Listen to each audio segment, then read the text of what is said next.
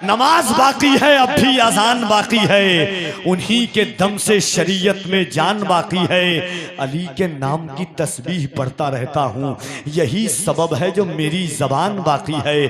अली के नाम की तस्बीह पढ़ता रहता हूँ, यही सबब है जो मेरी ज़बान बाकी है। यजीदियत के खतीबों को खा गई है अजल, मगर हुसैन का वो बेज़बान बाकी है। यजीदियत के खतीबों को खा गई है अजल, मगर हुसैन का वो बेज़बान बाकी है। और अगर हो फिर कोई करबो भला तो मलाल मत करना, मेरे नबी का भी खानदान बाकी है। अगर हो फिर कोई करबो भला तो मलाल मत करना, मेरे नबी का अभी खानदान बाकी है। या गाजी अब्बास, हजारों हाथ उठाते हैं तेरे परचम को, तेरे कटे हुए शानों की शान बाकी है। हजारों हाथ उठाते हैं तेरे परचम को, तेरे कटे हुए शानों की शान बाकी है। वही उरूज वही आन बान बाकी है। वही यजीद था जो मिट गया जमाने से, वही हुसैन है जिनका निशान बाकी है। तो आइए मोहब्बतों के साथ शहजादे गौसे आजम औलाद इमाम अली मकाम औलाद इमाम हुसैन हुसैनी कमेटी में शेख तरीक़त गुले गुल बने ख़याबाद तेगियत हज़रत शौकत अली इब्राहिमी तेगी के उर्स पाक की तकरीब में नबी के बेटे का इस्तकबाल करें। हर कोई जानता है कि किसी लीडर या मिनिस्टर का नहीं, बल्कि हम औलाद शाफ़े महशर का इस्तकबाल कर रहे हैं। याद रखिए, कोई गवाही दे ना दे, कबूल हो ना हो, मगर नबी का बेटा जब गवाही दे देगा तो यकीनन मैदान महशर में हमारे लिए कामयाबी की जमानत हो जाएगी। तो हाथों को उठाएं और नबी के बेटे का इस्तकबाल करें। नारे तकबीर, नारे रिसालत, आमदे औलादे गौसे आजम हुजूर सैयदी शबाहत मियां साहब तिबला। नारे तकबीर, नारे रिसालत। अजायबात का मजहर समझ नहीं आता, कम दिमागों को हैदर समझ नहीं आता। अजायबात का मजहर समझ नहीं आता, कम दिमागों को हैदर समझ नहीं आता। बड़े तो खैर बड़े हैं, बड़ों के क्या कहने, नबी की आल का असगर समझ नहीं आता। बारगाह में हाजिरी की है, उस हस्ती की बारगाह में हाजिरी की है जिस हस्ती की शान में मैं ये शेर पढ़ रहा हूं। और मैंने काबा कितनी मर्तबा मैंने काबे में उम्रा किया है या तवाफ मुझको याद नहीं है, मगर मैं एक मर्तबा उस बारगाह में हाजिर हुआ हूं, मगर उसका लुत्फ मेरे दिल से आज तक खत्म नहीं हुआ है। आज तक मुझे वो लुत्फ मिलता है जो मुझे हुजूर की वालदा सैयदा आमना की बारगाह में मैसर आया था।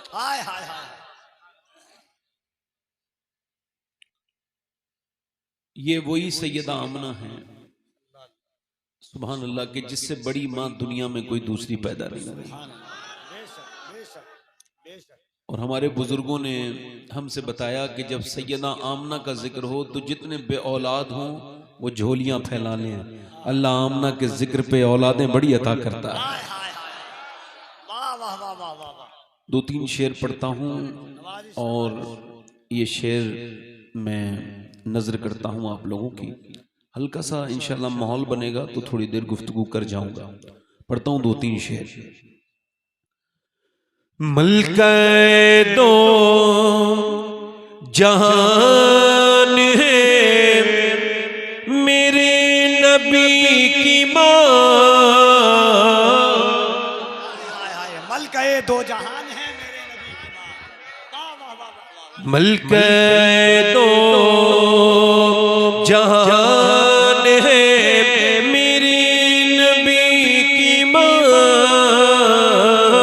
मलके दो जहान है, मलके दो जहान है मेरे नबी की माँ, मलके दो जहान है मेरे नबी की माँ, रहमत का साए बान है मेरे नबी की माँ, बुलंद आवाज से, बुलंद आवाज से नारे तकबीर, नारे रिसालत, हुजूर शवाहत मियां साहब किबला। और चच्ची है मुर्तजा की, दादी बतूल की, जिंदाबाद जिंदाबाद। चच्ची है मुर्तजा की, दादी बतूल की, रख दी ये खानदान है मेरे नबी की माँ।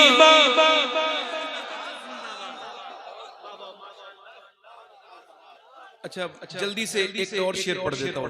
रखती ये खानदान है मेरे नबी की माँ। जिंदाबाद जिंदाबाद। अच्छा, कुछ लोग कहते हैं ये बड़े सगीर में जहाँ उर्दू बोली जाती है वहाँ अम्मी को कहते हैं अम्मी जान। क्या कहते हैं? अम्मी जान। तो अम्मी जान होती भी है। ये लफ्ज दूसरी जगह इस्तेमाल होता है, ये आफत जान के मुतरादिफ। असल जान कौन होती है बोलो? तो सबके बच्चों की माँ कौन होती है? जान। क्या होती है? ये शेर अल्लाह करे तो आपके समझ में आ जाए, और शेर को समझाना नहीं चाहिए। कहते हैं अपनी माँ को सब बच्चे अम्मी जान, कहते हैं अपनी माँ को सब बच्चे अम्मी जान, सोचो कि किसकी जान है मेरे नबी की माँ। जिंदाबाद जिंदाबाद। नारे तकबीर, हाथों को उठाकर, हाथों को उठाकर नारे तकबीर, नारे रिसालत, नारे रिसालत, नारे रिसालत। और आखिरी शेर ये अल्लामा अली रजा साहब की नजर कर रहा हूँ। आखिरी शेर जल्दी से पढ़ रहा हूँ। नहीं, दोबारा फिर दोबारा में बात एक बार में अच्छी लगती है। शेर आखिरी। एक कुछ गैर मुस्लिम लोग हैं, वो कहते हैं हुजूर की अम्मी मुसलमान नहीं।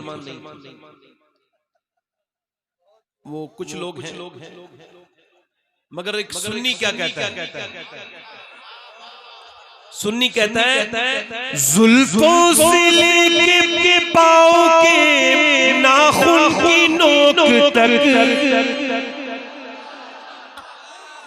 जुल्फों से लेके पाँव के नाखून की नोक तक, ईमान ही ईमान है मेरे नबी की माँ।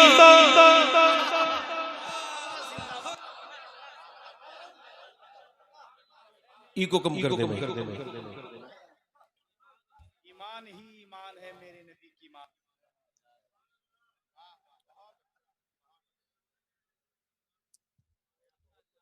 आखिरी शेर पढ़ दिया मैंने, उजलत की है, दूसरी मर्तबा रिपीट नहीं किया।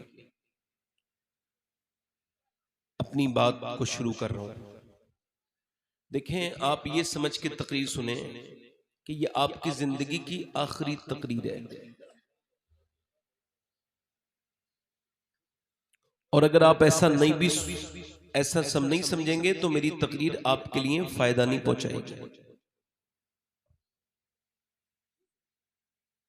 क्योंकि हुजूर फरमाते हैं कि हर नमाज को आखिरी समझकर पढ़ो। गौसुल आजम शेख अब्दुल कादिर जीलानी इस हदीस पर गुफ्तगू करते हैं तो इरशाद फरमाते हैं, अगर तुम हर नमाज को आखिरी नहीं समझोगे तो पूरी जिंदगी मुर्गे की तरह ठोंगे मारोगे, नमाज का तुमको मतलब समझ नहीं आएगा। हो सकता है कि ये तकरीर करने वाले की आखिरी तकरीर हो। अगर यूं हो सकता है तो यूं भी हो सकता है कि जो सुन रहा है उसमें से कोई एक शख्स ऐसा बैठा हो जो आखिरी बार नसीहत सुन रहा है। अभी मैंने जुमे में अपने मोहल्ले की मस्जिद में तकरीर की, और तकरीर मेरी तौबा के ऊपर थी 3 हफ्ते पहले जुमे के दिन। तो एक साहब जुमे के बाद अपनी काम के लिए निकले और उसी तकरीर के बाद उनका इंतकाल हो गया। तो हो सकता है कि हम में से कोई ऐसा आदमी बैठा हो, मौलाए कायनात फरमाते हैं कि मौत की फिक्र गुनाहों से रोकती है, जिंदगी की उम्मीद गुनाह करवाती है।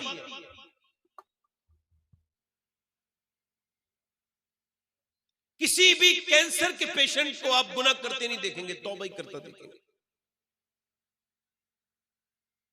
हालांकि मैंने कैंसर के मरीजों को ठीक होते देखा है, और जो उनकी कैंसर पे अफसोस कर रहे हैं उनको मौत आते देखा है मैंने।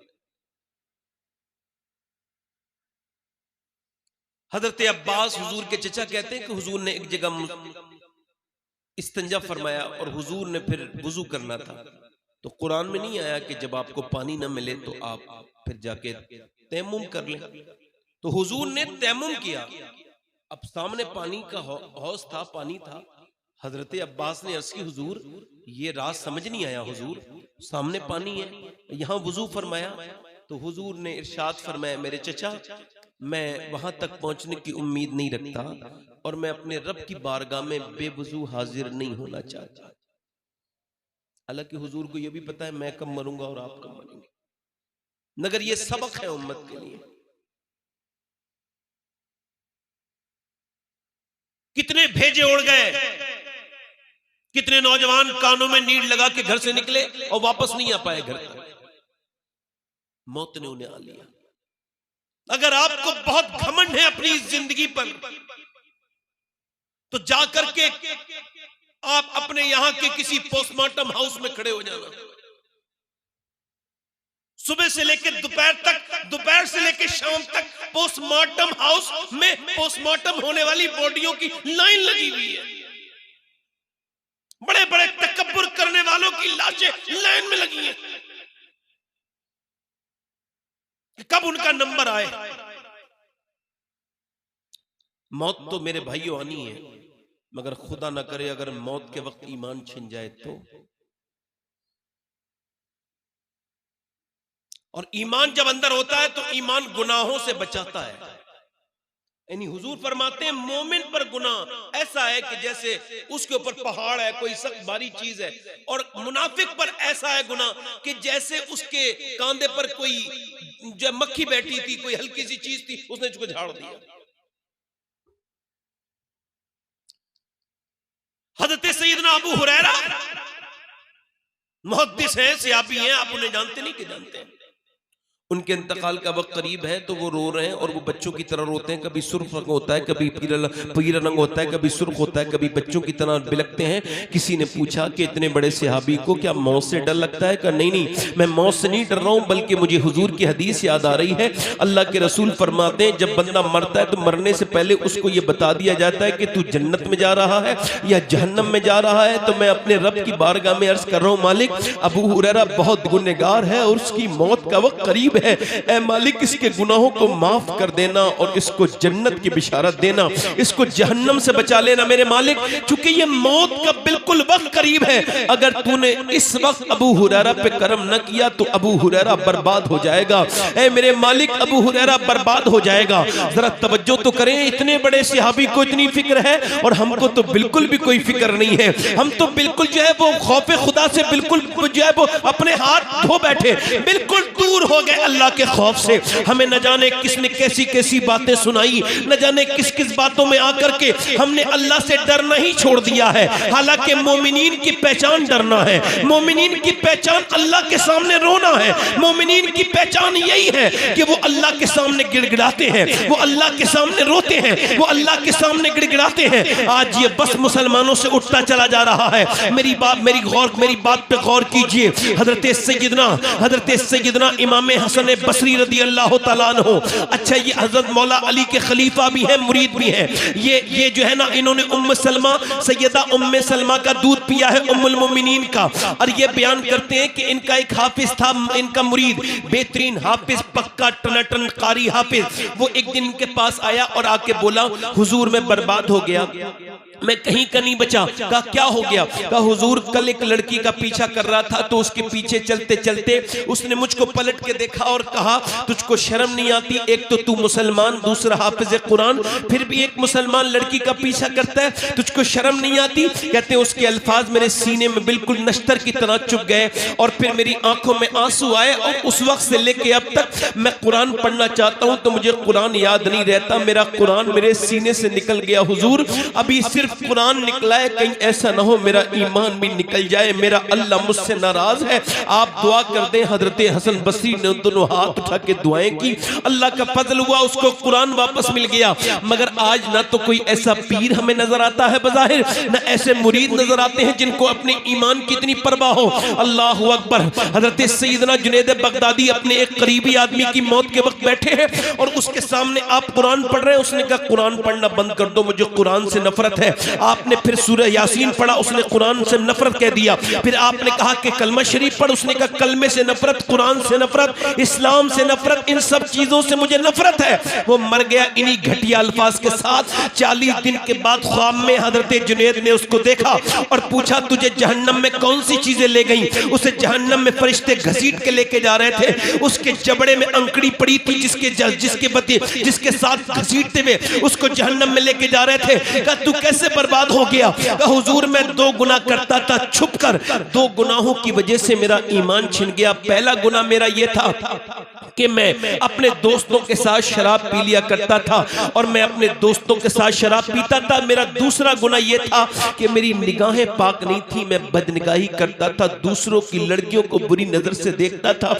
मेरी निगाहों में जो गंदगी थी इसकी वजह से मेरा ईमान छिन गया, मैं कहीं का ना बचा। अब मैं हमेशा जहन्नम में रहूंगा, हमेशा जहन्नम में रहूंगा। मेरी हिचकी जब आई तो मेरा ईमान छीन लिया गया। अब खुदा ना करे दोस्तों, मेरे भाइयों, मैं आपसे पूछता हूं, आपकी डेटा फ्री, आपकी जीबी फ्री, आपका मोबाइल फ्री, ये जो आपने इंस्टाग्राम पर गंदी तस्वीरें देखी थी क्या ये भी फ्री थी? क्या आपने ये जो लंबी लंबी वीडियोस देखी, गंदी तस्वीरें देखी, अपने आप को बर्बाद कर लिया नौजवानों, क्या ये भी फ्री है? खुदा ना करे कि मरते वक्त ईमान छिन जाए, खुदा ना करे कि अल्लाह नाराज हो जाए। क्या समझते हो कि अल्लाह तुमको देख नहीं रहा है? बिल्कुल देख रहा है। आज नौजवान बिल्कुल बर्बाद होते चले जा रहे हैं, इनका मोबाइल इनको बर्बादी की तरफ जा रहा, लेके जा रहा है। इनकी बिल्कुल तन्हाइयां बर्बाद हो गई, इनके पास कुछ बचा नहीं, ये बिल्कुल इन्हें मोबाइल ने खा लिया। यहूदियों की साजिश में गिरफ्तार हो गए ये मुसलमान। अब तो इतने बेकार हैं मुसलमान कि न इनकी जलवत अच्छी, न इनकी खलवत अच्छी, न इनके लहजे अच्छे, न इनकी तरकीबें अच्छी। अब तो इनके स्टेटस भी देखो, स्टेटस का मतलब होता है हालात। और मोबाइल पे जो स्टेटस लगे हुए हैं, फेसबुक पर जो स्टेटस लगे हुए हैं, आपके इंस्टाग्राम पर जो स्टोरियां लगी है इंस्टाग्राम पर, और जो व्हाट्सएप पर स्टेटस है, वो बताते हैं कि लड़के कितने बिगड़ गए हैं। इनके मोबाइलों पे लगे हुए स्टेटस ये बताते हैं कि हमारी कौम के नौजवान बर्बाद होते चले जा रहे हैं, इनके पास कुछ नहीं बचा है। अल्लाह ना करे कि अल्लाह नाराज हो जाए तो फिर क्या होगा? तुमने अपनी जवानियों को क्यों बर्बाद कर लिया? तुमने अपनी जवानी बंबई के हीरो की तरह गुजारी। ये जवानी तेरी फिर दूसरी मर्तबा वापस नहीं आएगी, मगर तेरे ये गुनाह बाकी रहेंगे मेरे नौजवान। अगर तुझे जवानी ही बितानी थी तो बंबई के हीरो की नकल ना करता, बल्कि अल्लाह से डर जाता और करबला के उस अली अकबर की नकल करता जिसने 18 साल की चढ़ती हुई जवानी में अपने बाप हुसैन के सामने शहादत का जाम पीने के बाद कहा था, ए मेरे बाबा हुसैन, ये आपका अली अकबर और इसकी जवानी दुनिया की दीवानी नहीं है, बल्कि मदीने वाले की दीवानी है। इको कम करना, इको मदीने वाले की दीवानी है। मगर इकबाल कहता है बुश शिकन